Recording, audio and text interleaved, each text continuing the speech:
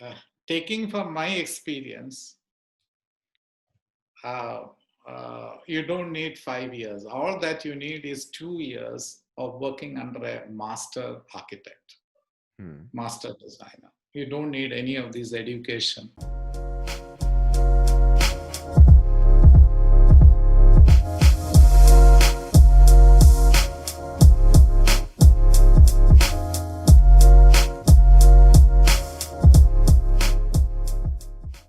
Hey guys, welcome to yet another episode of the Archgyan podcast, a podcast all about architecture, tech and design, BIM, and a whole lot more. This is part two of our two-part series with Dr. Benny Kuriakose, a leading sustainable architect from India. Now, in the previous episode, Dr. Benny spoke about his introduction to architecture, his stance meeting with Laurie Baker, and a whole lot more. So if you haven't checked out that episode, head to archgyan.com/50. That will be there in the description. In this episode, we talk more about vernacular architecture, architectural conservation, architectural education, and we address certain questions like, do we really need to study for 5 years to become an architect? How to improve the architectural curriculum, Benny Sir's take on the controversial Central Vista project, and how to go about designing and promoting unconventional thinking. There's a whole lot more in this episode, and you'll find the episode show notes for this episode on archgyan.com/51. You'll also find all relevant links and more, which we'll put up in the description below. This podcast is sponsored by Archgyan Courses. Head to courses.archgyan.com to check out some of our new courses, which is right now on Sketchup and Vray. So this is Benny Kuriakose on his initial experiments with architecture, part 2. Let's go. But how did you build that design aesthetic, the sense of design? Or, I'm sure like you traveled quite a bit and you worked with Laurie Baker, but what defined Benny Kuriakose architecture? See, Benny Kuriakose architecture, the way people see me now, came much, much later. Hmm. In my first few years of my career, 1985 to 1992 or 1991, was blindly following Laurie Baker. Okay. I did not do even a single building with plastered work, because if somebody came to me for a, we want like Baker's aesthetics, but we want a plastered building, I refused. I never took even a single commission or any of those things, which Right. happened at the time. My buildings were exposed brickwork. I did not put any costly fixtures or any of those things in any of those buildings. And so that is what I did what only Baker has done it. And but later on, at some point, I decided to break away. Mm-hmm. And that breakaway was my turning point. I tell all my architects working in my office, my son is an architect, I tell him as well, shouldn't follow me. You will become a follower. Right. Learn from me and try to improve or modification, then you become a leader. So just do. So I took so many years to realize that fact. And in 90, I think it would have happened in 91, 92, I was going through again a thought process, how will I take my career further? Hmm. And at that point, I decided to break away. I did not say, because that's the only thing which I learned. I had to do it. I was forced to do it. And it did not come as a revelation one day morning, no. Situations forced me to do it. And that's how I became, I did the projects in a different way. And Benny Kuriakose would not have been noticed these days. He would have been seen as one of Laurie Baker's followers, Right. one among the hundreds of followers, if I had just continued my first 7 years the way it was. Right. I hope you understand that. That's the change which has happened. All right. And no, it's taking very long. You are not bothered, isn't it? That's fine. I think that it's more 40 valuable minutes. because you're We can opening up, right? I've not told any of these stories anywhere. Okay. So that you are asking me my journey. That's why I just put it. And you can do. I just started putting some Facebook posts of how I came. Yeah. I don't know whether you've seen any of my Facebook posts. So slowly, I just thought I'll cover my journey, not in a chronological order, but how I mean, many of the experiences which I had with so many things.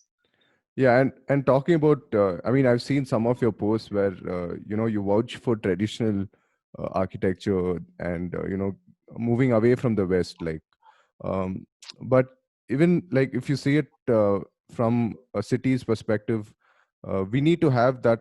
The efficiency is there, right? In Western architecture, we need those kind of buildings or that kind of architecture to sustain a city like a mega city or something along those lines. So, what's your take on the re-emergence of vernacular or sustainable architecture? See, I will say there is only, I don't believe in this classification of vernacular architecture and I mean, various terms, tropical modernism, Yeah. various people use various kinds. I don't believe in it. There is only good architecture and bad architecture. Hmm. Whether it is using vernacular architecture, whether it's using concrete, whether it's using steel, it is immaterial. Hmm. One of my favorite buildings, if I choose 10 buildings, I've traveled to more than 50 countries. And one of my building will be the Pompidou Center. Hmm.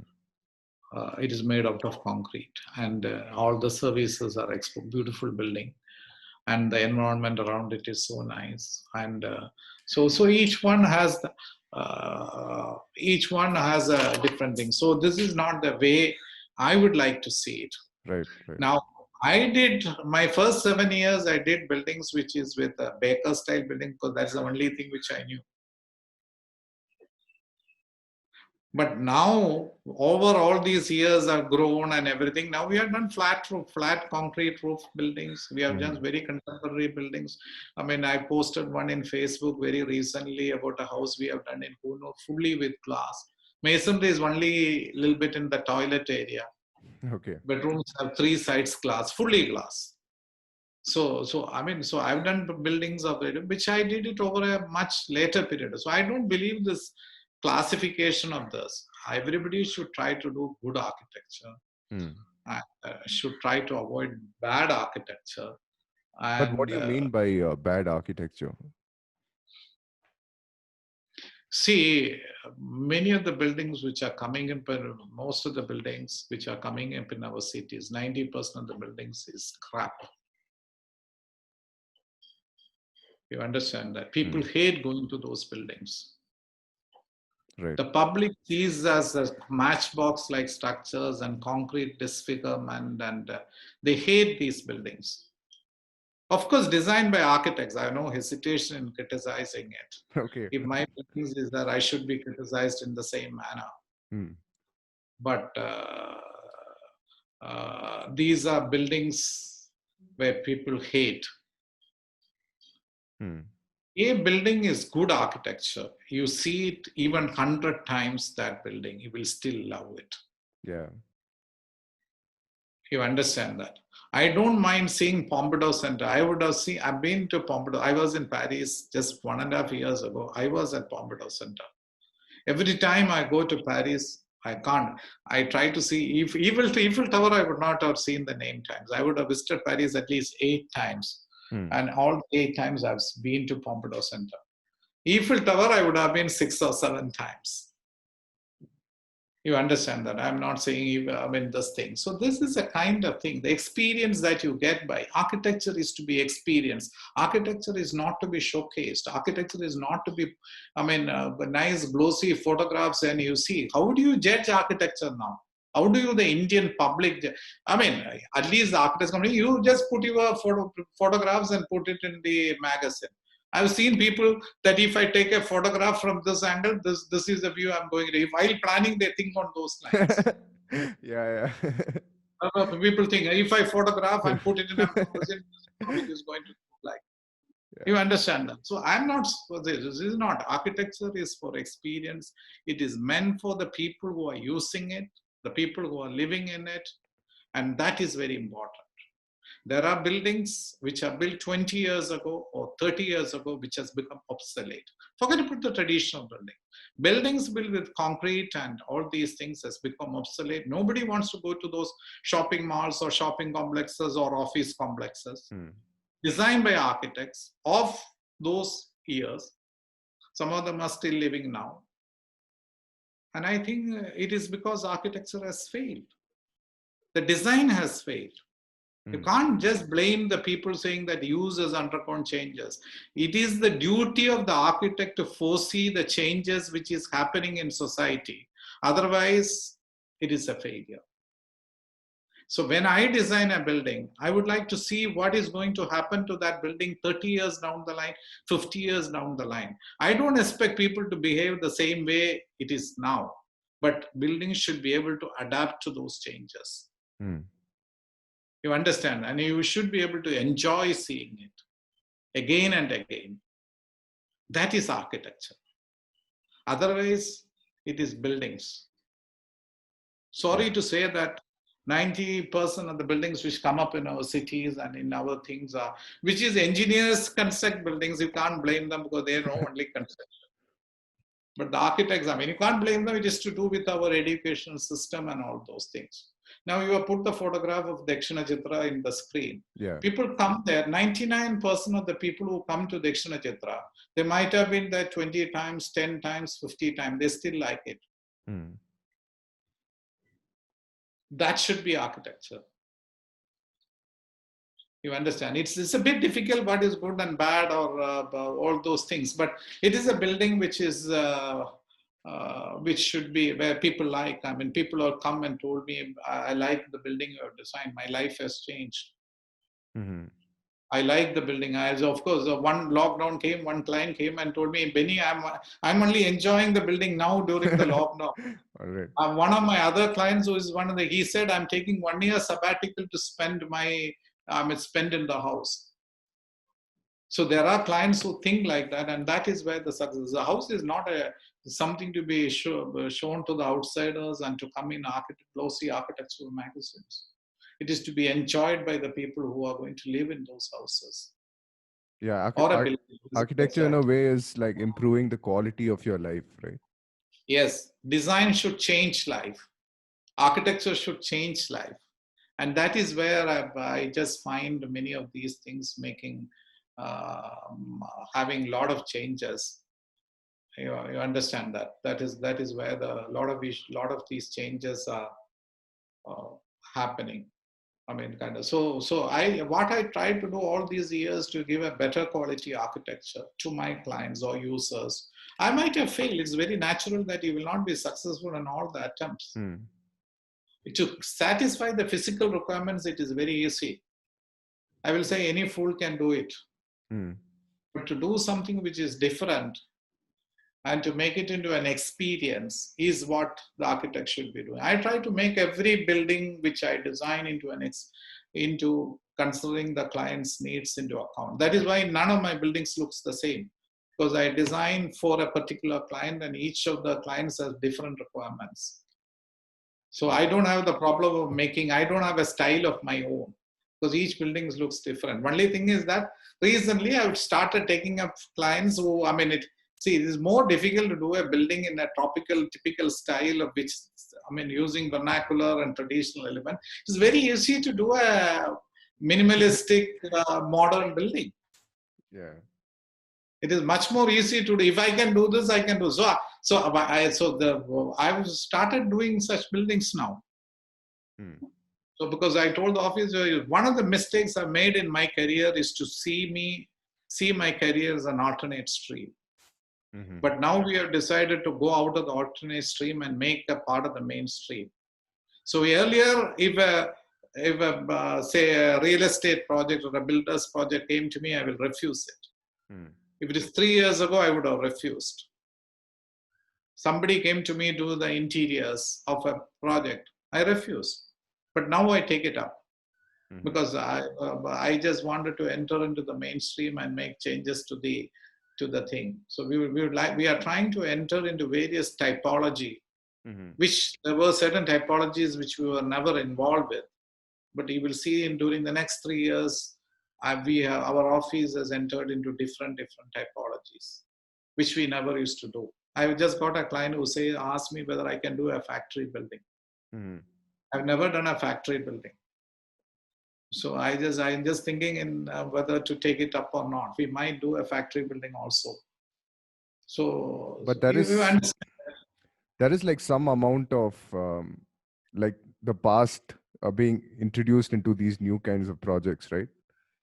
Or the various traditional techniques. I mean, I'm like you mentioned, it's different, but the various techniques that you've learned over the years, you implement it in most of your projects, right? See, I'm not using vernacular architecture or traditional architecture as a style. If you go to the Chinese restaurant in Taj Coromandel in Chennai, 5-star hotel, you will find a very modern building, contemporary RCC building. You go inside that room, you will find some Chinese art objects hung on the wall, painted red. Typically, the red is very auspicious color for the Chinese people. They have so many things in red. So just trying to do, and they follow it in style. You go to a Chettinad restaurant, they put 2 Chettinad columns on the outside and call it a Chettinad restaurant. That is somebody following it in style. For me, vernacular architecture or traditional architecture was not like that. Got it. I try to go deeper into the principles, how it is coming. That is why, although I use these elements, that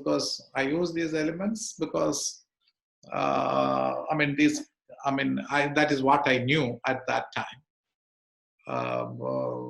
that particular point of time. So, which became, many people liked that kind of buildings. So, but I'm not using it as a style. I go deeper into it, and the way I use the elements get merged into the building. It is very difficult to remove. For many others, it is just there as a style. You can remove it.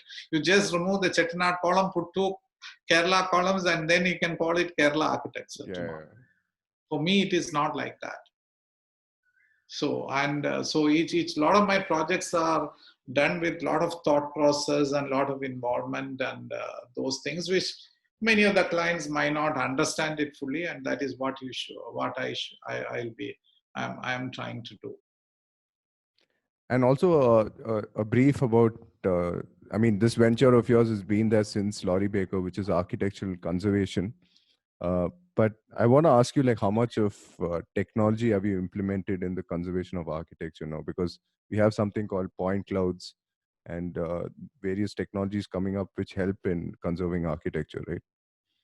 You see, when I was doing this practice, I mean, with Cosford and doing independent buildings, 85, 86, at that time, British Council and in association with INTAC introduced the scholarship scheme for people to go and study masters in UK on conservation, because there were no courses on architectural conservation in India at that time.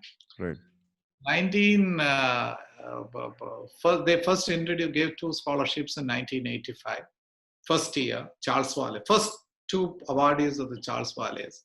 Then I was the 3rd or 4th, because 2 people were awarded the Charles Wale Scholarship. Now there are hundreds of Charles Wale Scholarship people in the country.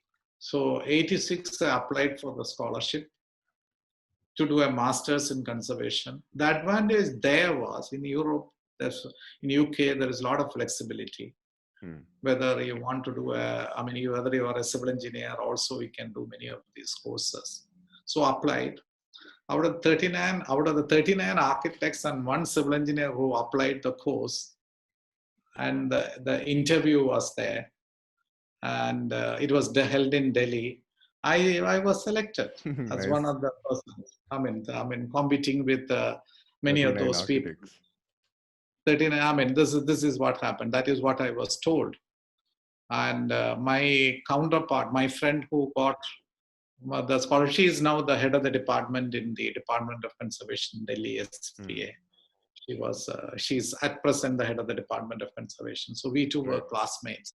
So we got the scholarship, and so I went to UK, did the course. I was able to learn tremendously from the course. You see, one of the things you have to understand, 84, 85, 86, my interaction with the architectural community was very, very little.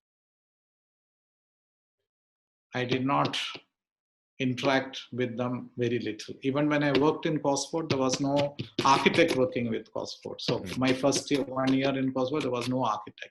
And I was doing buildings independently. My only interaction is with Laurie Baker.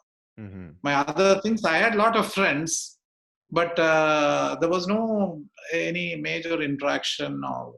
So I just learned and I did what I felt like doing. Yeah. But when I went to UK, I was able to do reasonably well because they were talking about lime, they were talking about timber, they were talking about brickwork. And I mean, they were talking about all these details of traditional construction, which is what Baker was doing. So I had my prior experience when I worked with Baker, my field experience there. And there they taught about the concepts, how to do architectural conservation, how to do an infill building. In a historical area, if you want to do a modern building, how will you do it? They took us for various field studies. We had exposure with so many architects, teachers, and we had my classmates were from 17 countries. Wow. Because at that time, UK, that course was supposed to be the best in the world. So we had classmates. I mean, we had people from Canada, US, Portugal, Italy, Greece, Netherlands. So, all these people, all the people were there. They were coming. They were in our class. So we interacted quite a bit. And I realized that it took tremendously. My confidence went up. I said that, I can do. So many of the things which I learned, and my faculty also supported me tremendously. The visiting faculty who came, there was one visiting professor used to come, Professor Bernard Field, and he is considered to be the godfather of architectural conservation in UK. He has written the famous book on conservation. He has written many books, but the famous one is Conservation of Historic Buildings. So he was there. So we had interaction with all those people, and I had the confidence. My confidence went up drastically, very high. And conservation was a very young field. There was nobody doing conservation in India at that time. When I came back, I got projects. Intact gave me projects. I'm talking about 1987 when I returned from UK. There was no course in India on conservation. So, Anuradha, who was my class, went into academics. Yeah. So I had this huge gap of doing projects. So I got some exposure on conservation, which brought my interest. And at that time, there were very less number of projects because people were not talking about conservation during those days. Less number of projects. So many of the projects which I did for Intact were in the report form. Many of the works were carried out after 5 years or 10 years. So, but then all these things which I learned, I thought, well, I learned how to, I did not learn architecture, but I learned how to do a building in a historic setting. This was taught in my college. See, that is one of the things. Many of the architects are not taught. That is why all kinds of horrible buildings come in historic settings. So I was taught how to match the scale, how to match the proportion, how to match the opening sizes. So all these things were taught. We were shown great examples of how to do it. So I learned tremendously in that process, and which learned. And when I came back, most of the projects didn't happen. So I had to switch over to new buildings. So this is where the changes happen. One of the other reasons. I learned a new field, which Laurie Baker was not. He was for conservation. He argued for conservation. He did buildings which are more matching with the Kerala traditional architecture. But for me, I learned it in a different way, which I had to use it in new projects. And somehow it clicked. You understand that? So I did not use much of a technology or anything. It is not the technology which matters. But you see whether to reduce the cost in building construction or whether you want to do conserve an old building, you need to have higher forms of knowledge. You need to know more. And for me, I had to learn everything myself because I worked with Baker only for 9 months. After that, I never worked with anybody. Mm-hmm. So everything. So now I do big projects or master plans or lab or various things I do. So I learned all these things in the process, but I learned it in quite a bit of the things I learned in my masters in conservation. They teach about urban conservation. They teach about building conservation. They teach about new buildings to be done. So I saw the examples of my aesthetics might have formed between all these things Yeah. with the Laurie Baker's influence and all these things. And then it would have evolved over a period. My clients taught me a lot of things. So all these things made a lot of changes. And you were also working with the government on conservation projects a lot, right? See, that I started working only from 2008 onwards. Right.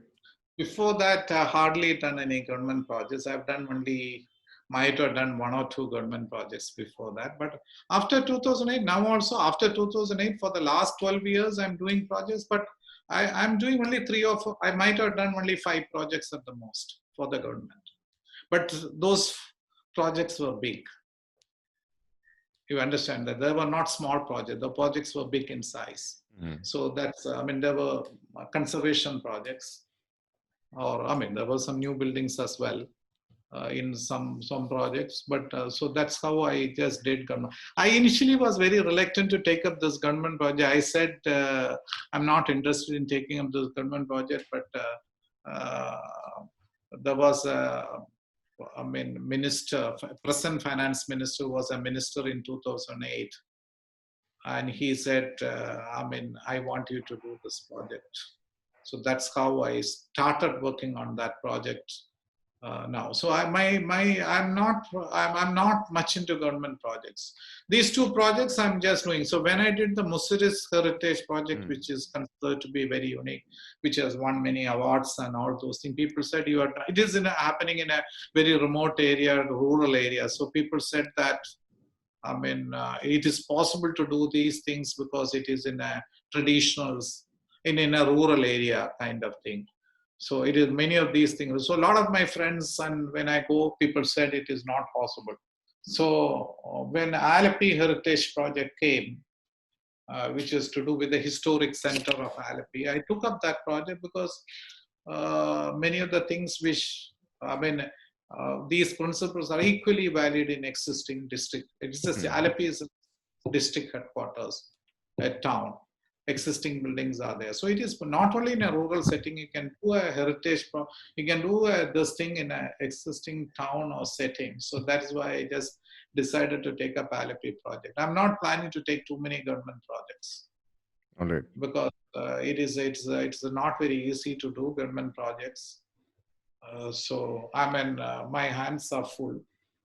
Although government approached me to do more projects, I refused.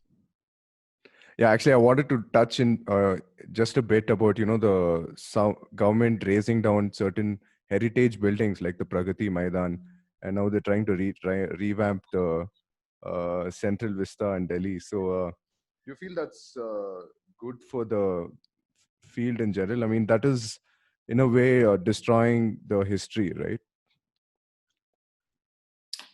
You see, I'm not in a position to comment on many of these things because I'm not aware of, I've not studied the Central Vista project, for example. But some of my architect friends have been involved with that project, and some of the people whom I respect quite a bit have criticized that project. So I think many of the concerns which these people have taken are very valid and should be taken into consideration. But my direct involvement, because of the lack of time or the lack of details, I've not studied any of these things in detail. Generally, what I can say, history should not be destroyed, whether it was part of the British history, which we might like to forget. Because I will give an example. I went to Germany, Munich, And I've seen the Auschwitz concentration camp, which is a famous, where lakhs of people were killed. I mean, the most famous one in Poland. I visited many years ago, and this I had an opportunity to visit 5, 6 years ago. I don't remember which year. I went to Munich and went to this concentration camp in Germany, which is called the Dachau concentration camp. So this concentration camp was very close, outskirts of, not very close, on the outskirts of Munich. So I went to see the concentration camp where people were killed in, I mean, typical things, and there were a crematorium and barbed wire across. If people tried to jump, they were killed. So all these things you can just see. This is concentration camp. And since our office is doing a lot of museums now, that is, as I said, that is one of the typologies we are getting. We are doing at least about 10 museums in different parts now. And that we have not published any of those projects because they are all in the pipeline. And so you will see in the next 2-3 years that those projects will be, I mean, they are in the, finalization stage. Work is going on. Our designs are over, much work. One of them will get inaugurated in the next 2 or 3 months. So this one, because of that, I just went and just talked to the curator and just saying, I mean, it is in Germany. It is a cruelty done by the Germans towards the Jews, and you have put this as a museum for the people to see. You understood my question. Yeah. So you are in Germany, you are showing the cruelty done by the Germans towards the Jews and other people, and you are putting a museum for all the people to come and see. It is a public place. I mean, you can take a ticket and you can see the museum.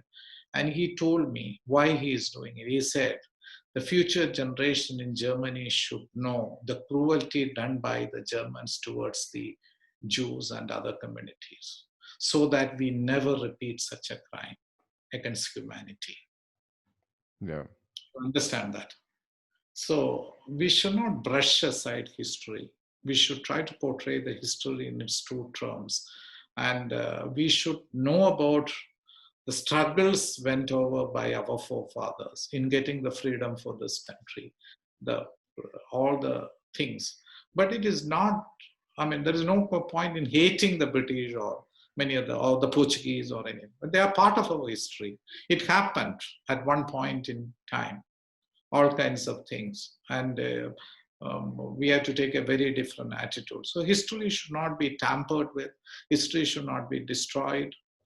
But it should be used we should learn about history so that we don't repeat many of the things or many of the mistakes, many of the crimes which has happened in the past.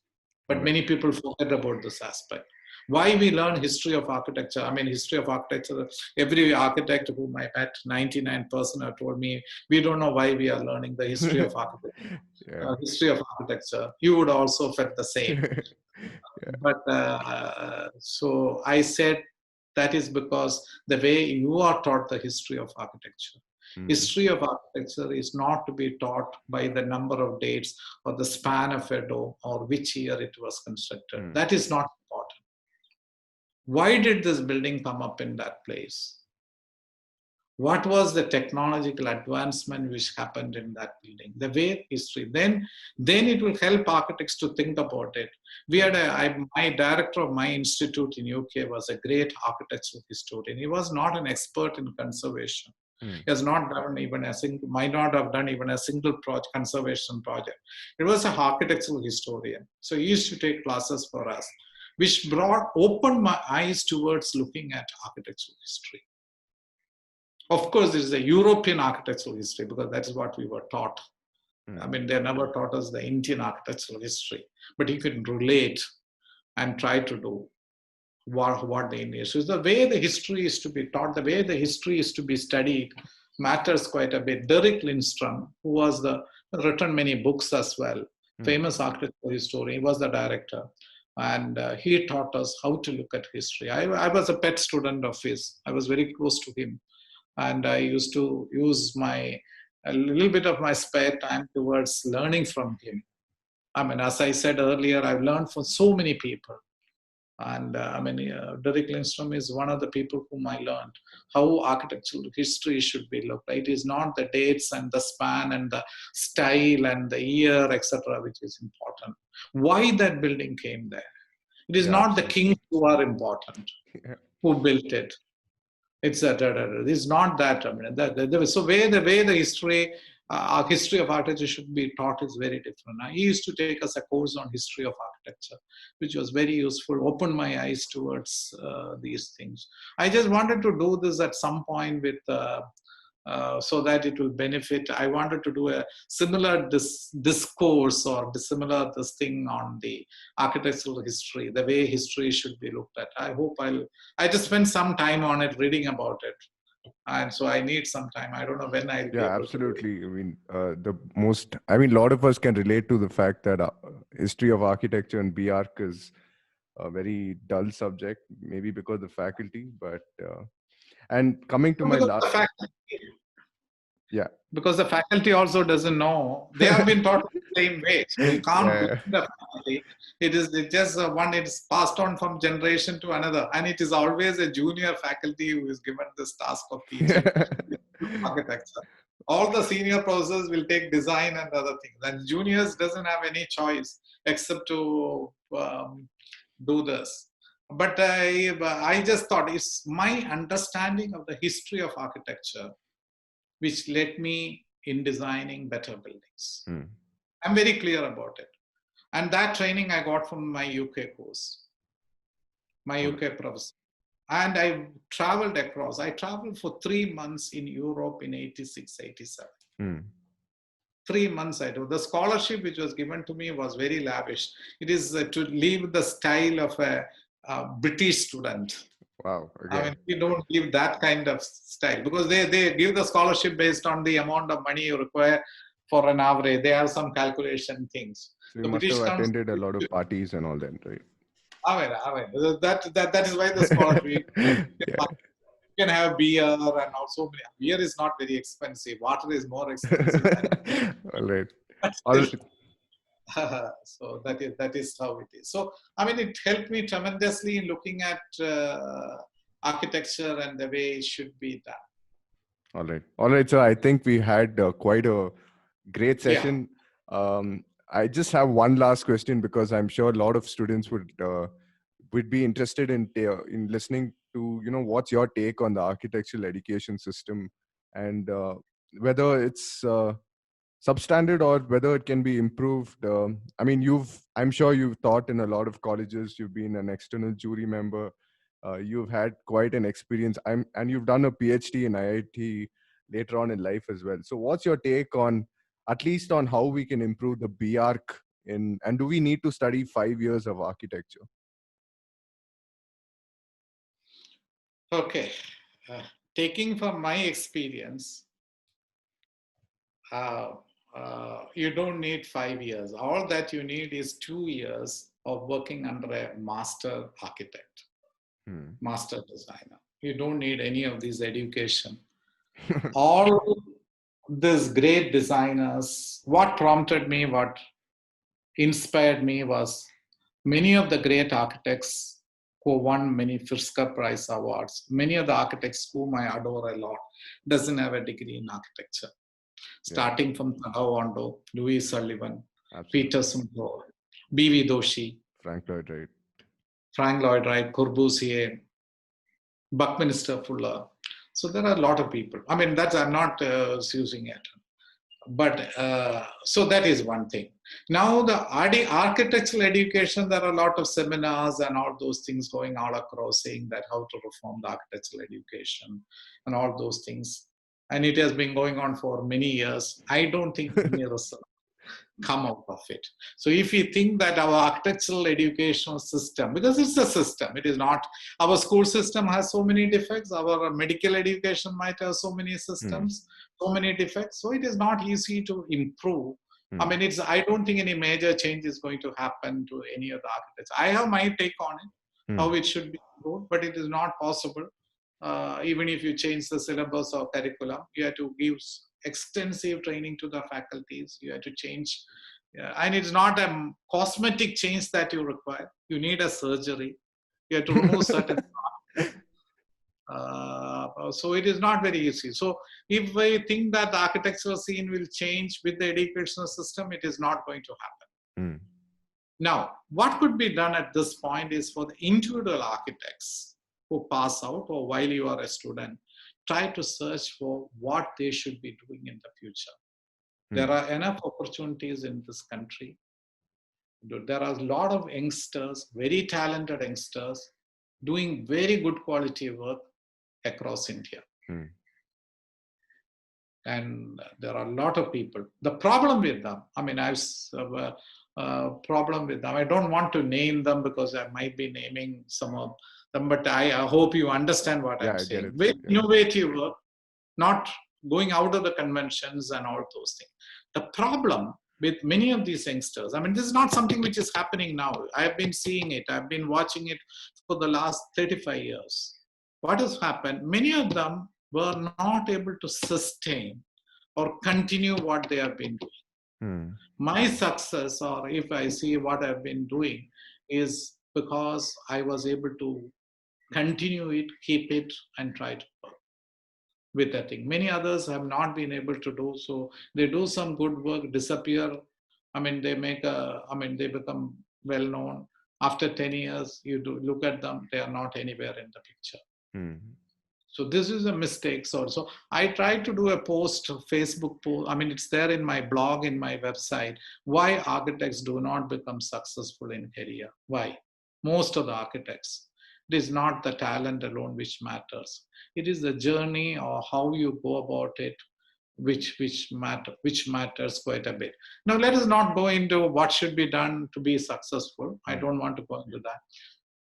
But for the educational system is not giving certain things to you. You understand that as a student, for you to grow into an overall holistic architect, our education system is defective in doing it. Our education system is defective. And we will see, unless the architecture student realizes it himself, he will never be able to come out of it. So the first thing an architecture student has to understand is that I am going through an educational system which is defective, and if I pass out, which I'm not able to do, I should be able to come out of it. That effort is very important. That is the effort. So anybody who have been able to make some changes have taken such an effort, and they become successful, and they will be able to sustain their success for a long period of time, and they will be able to keep on improving their architecture over a period of time. For example, one of the things which you see in India is that architects become famous by the age they reach 35, 40. They do some big projects or famous projects. When they reach 50, 55, the curve goes down.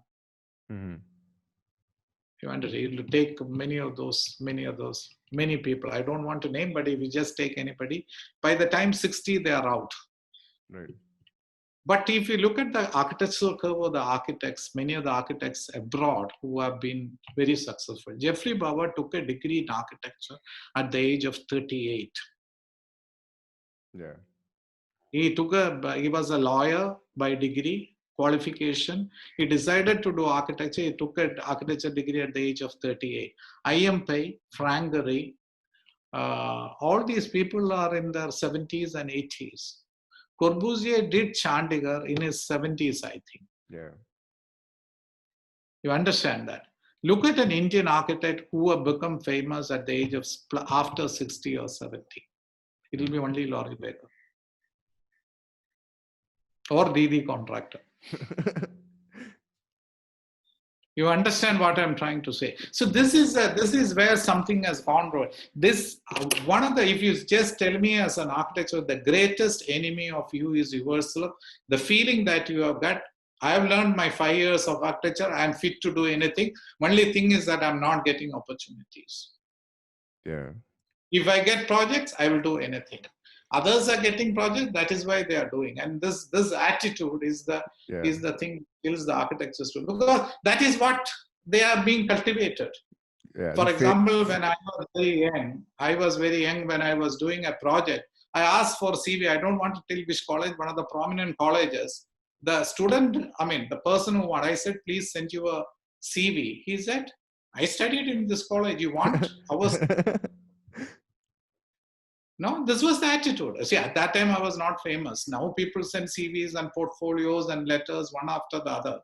But at that time when I was not famous, this is the thing. We are from this college. Yeah. So this kind of this kind of thing fake is ego, what right? it's not an ego. I will not blame any of the students, but this is what they are made to look like.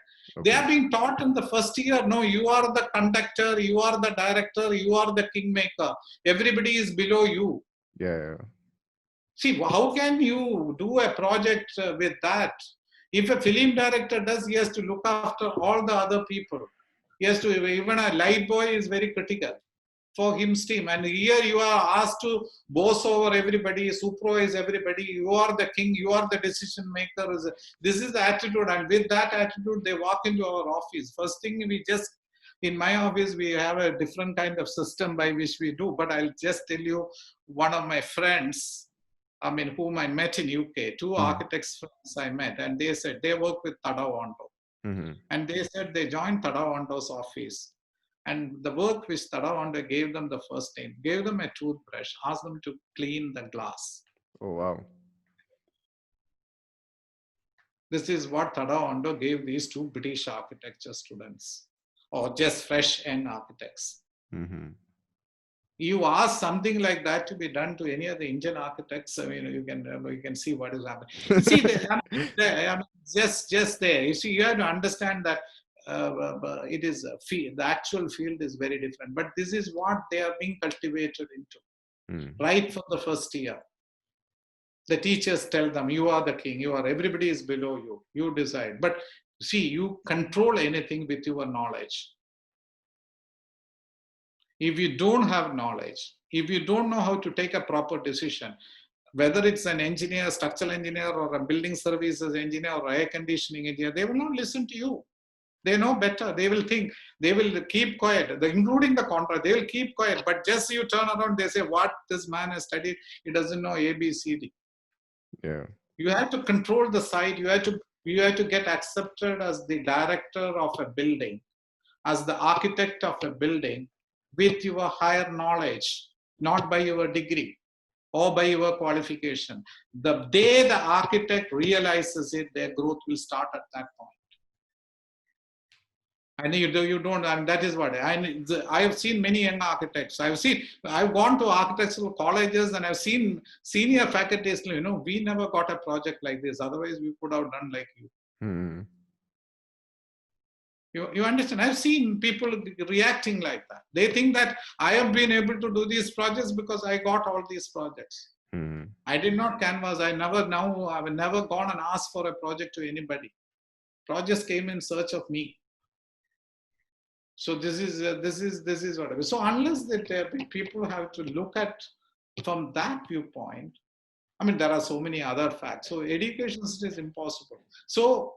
I'll tell you another story. I don't know whether it's too long, or anything. Yeah, go ahead. No problem. But anyway, it's only a recording, so you can edit it and not. See, when I did my engineering course, I told you after the first semester I was a dropout. So some of the marks which I got was very, very low in some subjects, not only in other things. So I went and met the mentor, Dr. Parameswaran, who was guiding me or anything. And I was searching for certain things, which many people search even now. They don't find the answer, so they don't become successful. I found the answer, so I became successful, or I had a career. Many people, you have taken to podcasting, you decided to quit architecture and concentrate on this. But at one point, many people do this. You have found many of your fellow friends having the same issues. So I just told him, and he told me one thing. there are two kinds of people who doesn't get marks. Mm. One category, they don't study, so they don't get marks. Mm. You understand? That is first category. Yeah. Then the second category, they don't get marks. They study what should be actually be studied. Mm. You understand that? They also don't get marks. So when anybody applies to my office, even with lesser marks, I just check why did they get lesser marks? Mm-hmm. Because I was a person who did not score very high marks. So I would like to see whether anybody is like me, whether they did the right thing and what kind of exposure they had, or why they didn't get good marks. So if somebody who is not good, if they really went in search of architecture, there is one more thing. I'll go, one of the books which I read I still have the copy. There is a book called Workbook of an Unsuccessful Architect, written by a US architect planner named Harris Stone. His name is Harris Stone. The entire book is handwritten by him. Wow. With his sketches. The first part deals with his experience as a student. The first part of the book. The second part deals with his journeys to Europe, looking at all these historic buildings, Palladian structures, and what he studied and things. So he has made sketches of these buildings. The third part of the book is when he worked as a young planner, how the professional decisions were overruled, how things are not going the way we learn in school. As a planner, he worked as a planner in a small town called New Haven. He studied in Yale University. This is thing. So this book is there. This book was published in at least in 1982. I got this book in 1984 or something. I got hold of this book, and I still have that old copy of the book.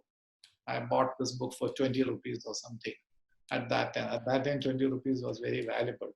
In this book, he is talking as a student. He said, when the faculty gives a design for doing a, say for example, school design. He is asked to do a school design. So he said that, and there'll be 2 weeks time limit for submitting the same.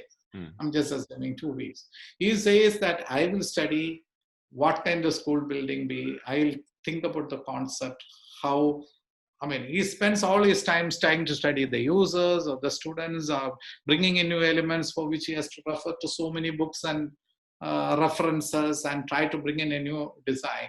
At the end of the 14 days, he will put this thought together, whereas the other architecture students in his class will copy from some of the other books, some design, school design or something, and spend 1 day on the design and 13 days on rendering and presenting it. And also they will get 80 marks, he will get 40 marks.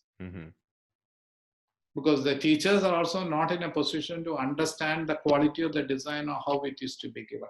This is where one of the things I would like to say, the Indian educational system is very bad. I had architects coming and interning with me from various countries. At least 15 countries. Students and architects have also come and intern with me at different times. So most of these foreign architects who come and intern with me, one quality they find is that, for example, she's in US now, Sabrine is named. She studied in New Zealand. And she came and told me, the more they deviate out of their designs, conventional design. If they are asked to do a school, if they do a very unconventional school, they are given more marks and more credits. You understand that, to do out of the ordinary, because that means they have made thinking or ideation. Importance of this thing they are trying to make, because that is what design is. And it's an academic exercise. So you should make the thing. Here what happens if for example, one of the buildings which I won an award in 2002, Designer of the Year. That building, the dining room comes first. You enter the dining room and then you enter the living room. So here we have certain convention that the living room should come first, and then the dining room should be there. All the lintels should match. The door height and the window height should be the same. And I've done buildings where the door height and the window height doesn't match at the lintel. I've done buildings. And I won awards for those things as well.